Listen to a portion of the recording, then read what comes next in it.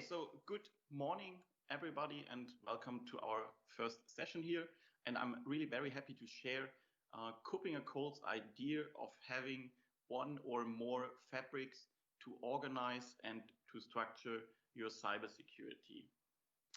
Cybersecurity challenges and achieve something simple and easy. Maybe we start with challenges we have to deal with in cybersecurity. Challenges, or maybe in another phrase, how major is the level of cybersecurity we currently have?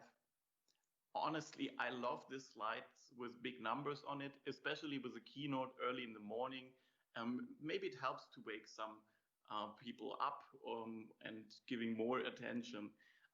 But it is also a sad statement. We have 62% of all attacks that are caused by social engineering, by manipulating the user, the employee, sending out phishing mails to get credentials. This is still a very successful approach. In the first half of 2019, we had 4.1 billion data sets which have been breached. That is a lot. And the second number shows why. In the UK, 48% of businesses identified at least one breach or attack each month. So almost 50% have up to 12 attacks a year. And this is only the number of attacks we detected. Because on the other hand, it takes an average 72 days to detect that you have become the victim of an attack. And if you ask, what is the typical way how attackers try to get access? Well, malware. 2 of 3 reported attacks in 2018 in Germany are based on malware infections. So something like a virus, a worm, a rootkit, and a really bad thing, ransomware. 521% increased the amount of attacks from 2018 to 2019. People infect and install a software on your computers, on your devices, your servers, and encrypt your data and ask you kindly to pay a ransom to maybe get access back. The thing is, you don't know whether you really get access back or not, and you have to ensure that all installed stuff in your systems is removed. Remember, 72 days, more than 2 months is a lot of time, and maybe your backups are infected too. Why do attackers do this? What is their intention? The simple answer is because of money. They want your knowledge, they want your research, they want you to stop from doing your job, always with the intention to earn money with it, or maybe giving you a big disadvantage. And protecting your data, your assets in an insecure world is the real challenge we have to deal with. Not enough. A few years ago, we started to store our data everywhere. Not only in the local data center, we added web-based applications to handle our CRM data.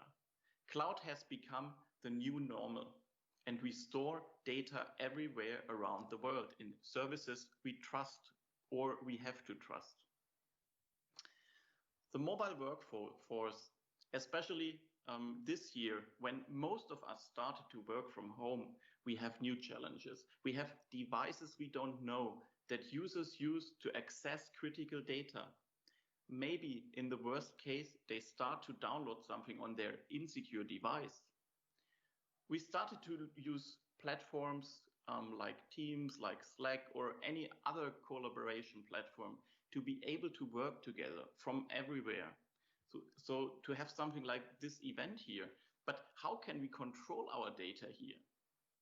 And then big data happened. We started to extract data from existing data. We started to get more information out of existing information. A simple example, having all your employees in a data analytics tool really connected with their HR data, connected with something like sick days date, family status, and so on, allows you to cluster this data to something like maybe which are the most efficient people or group of people in my organization. But it would also allow you to see which group is more often sick, maybe also the salary of colleagues. And here you do not only have external threats towards your data, who is allowed to see such information within an organization? The junior data analytics consultant? I don't think so. I really don't think so. So data is the new oil.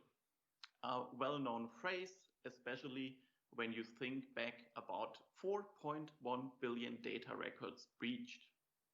I shared this statement on LinkedIn while I was preparing this keynote here and got some interesting feedback about it. And one is said, and it was about, well, we know this in security, but we don't have enough time and resources to solve it. For protecting data, we developed this year the information protection lifecycle as part of a very data-centric specific fabric. Generally speaking, it covers the lifecycle of data from beginning to the end, where end also could mean to archive it. But let's have a closer look to it as an idea how to implement data security. Everything starts with knowing what to protect. We need manual and automated tools that detect data, especially critical data, maybe based on classification. The next step then is to have a layer that is controlling the access. Ensure only people who are allowed to access a data can do this. And also you should have something like a governance component in place. Technically described, the data is stored somewhere. We have to secure that. We have to encrypt it. We maybe have to pseudonymize it, like in the previous big data example, that you are not able to see the salary of a colleague, just see an average number of salary of a group of employees, something like that. And we need a layer that takes care of monitoring and detection of uncommon activities, ideally without automated responses to contain and recover in case of an incident. Having a deceive layer to confuse attackers also helps. Maybe something like a honeypot to detect attackers early. And last but not least, after the active use of data, data is archived or permanently deleted. So let's come back to control access. Accessing data with a device from a network as a user. How can I trust one who is trying to access the data? Is it sufficient to trust a single statement from an identity provider? Honestly, no. Trust nobody. Trust nobody without approving that he or she is the one you want to talk with. Talk in the sense of sharing data, sharing knowledge, whatever. This slide shares the idea of zero trust. Zero trust in general is a model or a paradigm. It is rather a single tool you can download, nor a service you can buy. It is a combination of process related to security and also the underlying technology with the goal to achieve a more secure environment. And it does not only cover data, identity and network as a single item, it combines them. It combines the contexts. It combines the used networks. Especially when working from home, the topic network is important. How secure is your LAN, your wireless LAN at home? And how well patched is the device you are working with? Maybe you access the company network with your private device or check your business mails with your private phone or tablet. Generally speaking, zero trust is a model that follows the circle, identify assets, user and data as a first step. You need to know what you have to protect in which level. Then trust nobody. Technically described, block everybody out of your systems, applications and data. And then define policies of how others, so endpoints or users or services can access the assets. Here is really a high level of restriction necessary. Remember, trust nobody. And then you have to monitor and verify your actions. And like every circle, maybe you need to adopt it. Okay, well, we are here because we want to talk about how fabrics can be used to manage the complexity in cybersecurity, how to manage the assets, how to secure the oil. The KuppingerCole Cybersecurity Fabric connects everything: identities, devices, structured and unstructured data, any type of application, any type of system, and any type of network, from wireless to corporate to internet up to your local work from home network. We have a bundled set of services to fulfill the needed capabilities. And the overall topic is something like govern and manage, and the 4 specific areas about protection, detection, response, and recover to achieve really a better level of security here.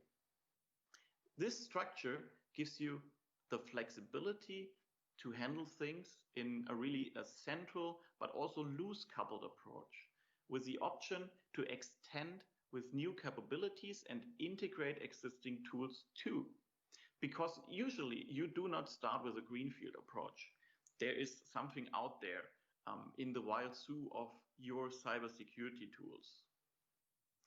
But let's have a more detailed look into a potential cybersecurity fabric like the one that could help to structure your cybersecurity. In the cybersecurity fabric, capabilities are bundled to building blocks based on our KuppingerCole reference architecture for cybersecurity. Those building blocks and capabilities are then bundled to services, as you can see in the middle of the slide. So for instance, we have something like a protection and detection service and response service and so on. Especially the topic identity and access management is a set of services itself. Therefore, we have our identity fabric concept. It is well known by other conferences, and we have a lot of research about that because it is a really specific topic. Okay, so for instance, let's take malware protection, anomaly detection, and network security. This can be bundled to have something like a protection and detection service, which then can be consumed by applications, by other services to make them more secure. The building blocks of those capabilities are then executed in containers or via a microservice, via APIs. They can run in your local data center. They can run in a private or public cloud. That gives you a lot of flexibility. Applications or digital services can use those services via an API layer or with standard supports and custom integrations to really use that kind of capability, or also to deliver data back to the cybersecurity fabric. So something like threat detection can receive data from your authentication layer or things like that. On the other hand, we have legacy applications and maybe legacy security products, which can be integrated by custom connectors and integrations. So we have an open architecture for new digital services and a support for existing applications and security products. The cybersecurity fabric is a unified and overall approach, really for all types of data, systems, and identity, and all types of digital services, no matter whether it's legacy or not. Remember our challenges at the beginning of the session. The cybersecurity fabric is a paradigm, an approach for modeling a security organization. It is neither a concrete tool nor a specific service. Deciding which products fulfill the specific capabilities is really usually the last step. And for sure, as mentioned, existing tools are also considered, and also the need for maybe additional one. Here, usually when we do this for our customer, if we implement this for our customers, we use our internal leadership compasses for the specific area.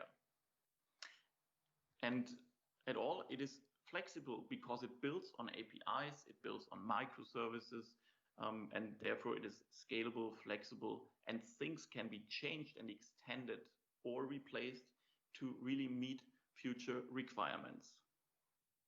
Okay, tough content early in the morning.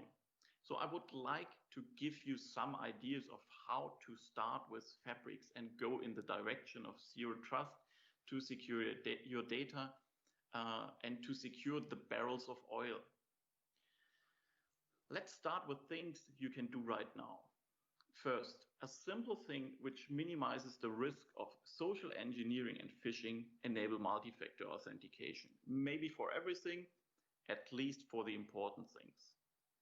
Second, ensure that you have cybersecurity controls implemented, at least on a manual base, but best with really a high level of automation. And setting the course within the next 100 days is also important. We recommend to start with a cybersecurity portfolio assessment. Remember the zero trust slide with identify your assets, know what to protect, know what you have.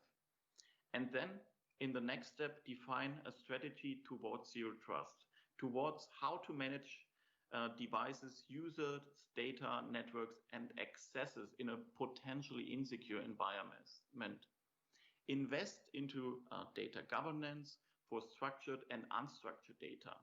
Like my example about big data, the junior data analyst should not be able to extract such critical information. And last but not least, do not annoy your users with passwords. When talking about zero trust, you can also start thinking about how to get rid of passwords. And do this all by using the flexibility and extensibility of the KuppingerCole Cybersecurity Fabric. Thank you.